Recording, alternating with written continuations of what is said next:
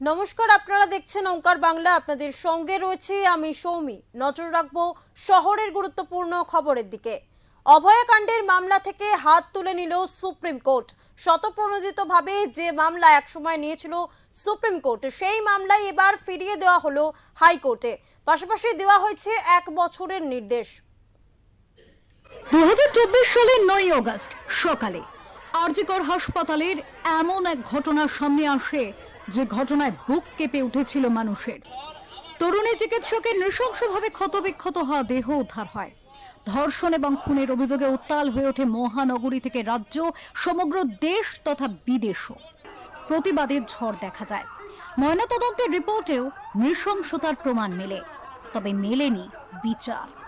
বর্তমানে 2025-এর একেবারে শেষ, আসতে চলেছে নতুন বছর, কিন্তু এত দীর্ঘ সময়ও তদন্ত প্রক্রিয়া, বিচার প্রক্রিয়া, তাদের অবস্থান নিয়ে এখনো প্রশ্ন উঠছে। আর তারই মধ্যে এবার এক গুরুত্বপূর্ণ পদক্ষেপ নিল সুপ্রিম কোর্ট। বুধবার সুপ্রিম কোর্টের বিচারপতি এম সুন্দরেশ এবং বিচারপতি সতীশ চন্দ্র শর্মার ডিভিশন বেঞ্চে এই সংক্রান্ত মামলার শুনানি হয়। শুনানিতে আরজিকর মামলা কলকাতা হাইকোর্টে পাঠানোর নির্দেশ দেওয়া হয়। একই সঙ্গে মামলার কাগজপত্র যাতে হাইকোর্টে পাঠানো হয় সে নির্দেশও জানানো হয়। প্রসঙ্গত উল্লেখ্য, কলকাতার আরজিকর মেডিকেল কলেজ ও হাসপাতালে তরুণী চিকিৎসককে ধর্ষণ ও খুনের ঘটনায় শতপ্রণোদিত হয়ে মামলা গ্রহণ করা হয়েছিল সুপ্রিম কোর্টের তরফে। একাধিকবার সে নিয়ে শুনানিও হয় সেখানে, কিন্তু এবার সেই মামলা ফেরত পাঠালো সুপ্রিম কোর্ট। জানা যাচ্ছে, সুপ্রিম কোর্টের বক্তব্য অনুযায়ী কলকাতা হাইকোর্টে মামলাগুলি শোনার জন্য একটি ডিভিশন বেঞ্চ গঠন করা হবে। সেই ডিভিশন বেঞ্চে আরজি করেন মামলাগুলি শুনবে। এর আগে শুনানি চলাকালীন সুপ্রিম কোর্ট তদন্তের ক্ষেত্রে যে নির্দেশ দিয়েছিল সেগুলি সহ রাজ্যের এবং দেশের সমস্ত মেডিকেল কলেজ ও হাসপাতালের নিরাপত্তাও প্রাধান্য পায় মামলায়।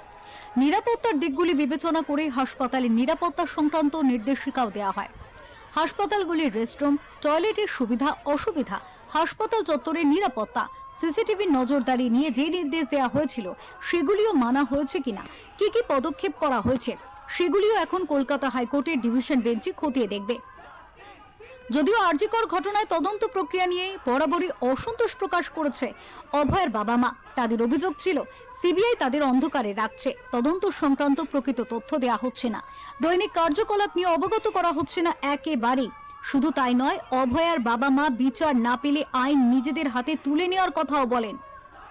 সন্দীপ ঘোষ একেবারে জড়িত আমার মেয়ের খুন ধর্ষণের সঙ্গে, কিন্তু আমাদের স্বাস্থ্যমন্ত্রী যিনি তিনিও জড়িত, স্বাস্থ্য সচিব যিনি নারায়ণ স্বরূপ নিগম তিনিও জড়িত।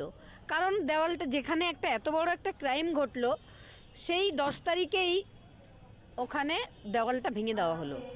13 তারিখে ভাঙা হয়েছিল, দেওয়ালটা ভাঙা হলো এবং সেচ ডিপার্টমেন্টের আমার মেয়েকে নিয়ে 30 জন ছিল, বাকি 29 জনই সেখানে সাইন করলো। কেন সাইন করলো? ভেঙে দেওয়ার পরে এখনও কিন্তু সেটা ঠিক হয়নি। ভেঙে দেওয়াটাই ওদের কাজ।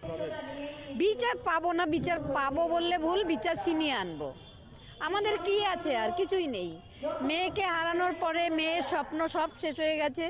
মেয়ে চোখ দিয়ে রক্ত বেরিয়েছে, জল না। এটা ভুললে তো চলবে না। আমার মেয়ের চোখের স্বপ্নগুলো সব রক্ত হয়ে ঝরেছে।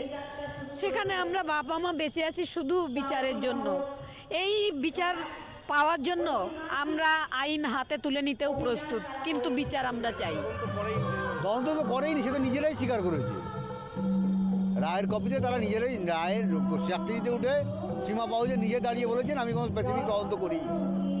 এরপরে আর কি বলি? এখনো আপনাদের কি মনে হয় ঘটনায় একজনের বেশি লোক ছিল? হ্যাঁ, ডিএনএ রিপোর্টে তো বোঝাই যাচ্ছে যে এখানে অনেকেই জড়িত আছে, এবং ডিএনএ রিপোর্টে পরিষ্কার বোঝা যাচ্ছে যে অনেকের ডিএনএ এবং আপনাদের টিভি চ্যানেলের মাধ্যমে অনেক ডিএনএ রিপোর্ট। পার্থপ্রতিম মজুমদার, যিনি পৃথিবীর 2% বিজ্ঞানীর মধ্যে, ডিএনএ বিজ্ঞানীর মধ্যে একজন পড়েন, তিনি বিশ্লেষণ করে দিয়েছেন যে একজন মহিলার ডিএনএ পরিষ্কার এখানে আছে, এবং আরও 6টা ছেলের পুরুষের ডিএনএ এর মধ্যে উপস্থিতি আছে। সেটা সিবিআই বের করেছে, সেটা তো আর আমাদের পক্ষে ক্ষমতা নয়। আমরা জানি কারা এটা, কিন্তু আমরা তদন্ত করে আনলে তো হবে না, সেটা সিবিআইকে তদন্ত করে আনতে হবে। রাজ্য সরকারের মোটিভটাই বোঝা গেল, সিবিআই এর মোটিভ কি তাহলে? কেন তারা আড়াল করতে চায়? সিবিআই কোথাও না কোথাও তার টিকি বাধা আছে, সেই জন্য তারা সেটাকে সামনে আনছে না। আপনারা কি চান? আমরা জাস্ট ন্যায় বিচার, সঠিক ন্যায় বিচার চাইছি। যারা এবার এই বিষয়েও সুপ্রিম কোর্টের নির্দেশ, অভয়ার পরিবারের কাছে সিবিআইকে তদন্তের স্ট্যাটাস রিপোর্টের প্রতিলিপি দিতে হবে। অভয়ার পরিবার এবং তাদের তরফের আইনজীবী ওই রিপোর্ট দেখে কোনো খামতি থাকলে তাদের মতামত আদালতের কাছে তুলে ধরতে পারবেন। বুধবার সুপ্রিম কোর্টের তরফ থেকে সমস্ত নথিপত্র হাইকোর্টের কাছে ফিরিয়ে দেওয়া হয়। এখন হাইকোর্টের প্রধান বিচারপতি কোন বেঞ্চে এই তদন্তের দায়িত্ব দেন সেটাই দেখার। ব্যুরো রিপোর্ট, ওঙ্কার বাংলা।